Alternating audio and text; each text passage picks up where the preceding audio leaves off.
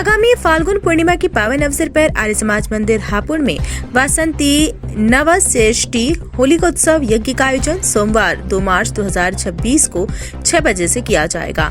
यह आयोजन वैदिक परंपरा के अनुरूप चतुर्वेद पारायण महायज्ञ के रूप में संपन्न होगा।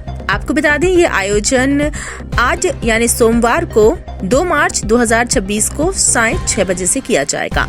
कार्यक्रम में वेद मंत्रों के उच्चारण सहित ऋतु अनुकूल सामग्री एवं नवान द्वारा नवसेष्टि यज्ञ संपन्न कराया जाएगा। साथ ही होली पर्व के वैदिक स्वरूप, उसकी पावनता एवं वास्तविक सांस्कृतिक महत्व पर विद्वानों द्वारा उद्बोधन भी प्रस्तुत किया जाएगा। आर्य समाज के पदाधिकारियों ने बताया कि आयोजन पूर्णतः वैदिक रीति से संपन्न होगा तथा इसमें रंगों का प्रयोग वर्जित रहेगा। कार्यक्रम का उद्देश्य समाज में शुद्ध, सात्विक एवं वैदिक परंपरा के अनुरूप होली मनाने की प्रेरणा देना है। समस्त नगरवासियों से अनुरोध है कि वे सहपरिवार इस पावन आयोजन में उपस्थित होकर यज्ञ का लाभ प्राप्त करें तथा वैदिक संस्कृति के इस महोत्सव को सफल बनाएं। श्री सिंगल है, मैं आर्य समाज हापुड़ का प्रधान हूँ। अब मैं ये चाहता हूँ कि हापुड़ आर्य समाज, हापुड़ के जितने भी नगरवासी हैं वो सब आर्य समाज में आए और हमें सहयोग करें। जनता के लिए क्या समझे? जनता के लिए ये है कि वो आर्य समाज में आए और ये समझे कि आर्य समाज क्या है और होली क्या है।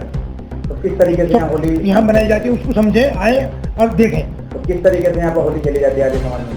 होली खेली नहीं है, यहाँ जो है वेदों के मंत्र से होली होती है, जो भी होती है यज्ञ के माध्यम से। मेरा नाम अमित शर्मा है। आज आपने प्रेस बात रखी, किस उद्देश्य, क्या उद्देश्य है?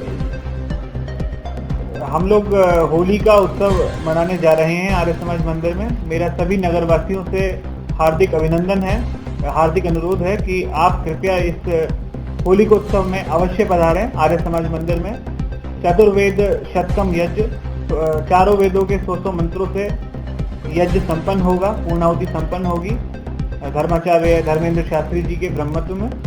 तो मेरा सभी से अनुरोध है कि इस पवित्र स्थान पर पधार कर वेद मंत्रों के उच्चारण के साथ होलिकोत्सव का यह पर्व आप लोग मनाएं। सभी नगरवासियों का, सभी हापुड़वासियों का हार्दिक अभिनंदन एवं स्वागत। आपका? मेरा नाम धर्मेंद्र शास्त्री है। मैं आर्य समाज में पुरोहित के पद पर कार्य कर रहा हूँ। आज हमने ये प्रेस वार्ता इसलिए रखी हुई है कि प्रतिवर्ष होली का जो पर्व है वह बड़ी धूमधाम से आर्य समाज मंदिर हापुड़ में मनाया जाता है, जिसमें समाज के सभी लोग, हापुड़ नगर के सभी माताएं, बहनें, भाईजन उपस्थित होकर के इस त्यौहार को बड़े धूमधाम से मनाते हैं।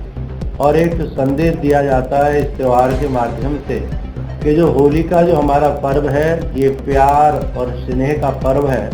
इसीलिए आपस में साल भर जो हमारे जीवन में ईर्ष्या, द्वेष, घृणा की भावनाएं जो मन में पैदा हो जाती हैं, उन समस्त दोषों को, दुर्गुणों को दूर करते हुए और आपस में एक भाईचारा निभाते हुए, इंसानियत, मानवता के स्तर को ऊंचा रखते हुए आपस में प्रेम और स्नेह का व्यवहार आपस में बना रहे और हम सब आपस में मिलकर प्यार, स्नेह से, संगठन से मिलकर के रहें और पवित्रता के साथ इस पवित्र त्योहार को मनाएं। और आर्य समाज के माध्यम से ये संदेश पूरे हापुड़ नगर में जाए और जहाँ जहाँ भी ये संदेश जाए वहाँ ऐसा ही एक पवित्र वातावरण पैदा हो जिससे हम आपस में मिलकर प्यार, स्नेह के साथ इस पवित्र त्योहार को मना सकें। यही आर्य समाज का उद्देश्य है। यही महर्षि स्वामी दयानंद जी ने इस संस्था का जो निर्माण किया, संस्था को बनाया, उनका भी यही उद्देश्य था कि हम सब उस परमपिता परमात्मा की संतान हैं।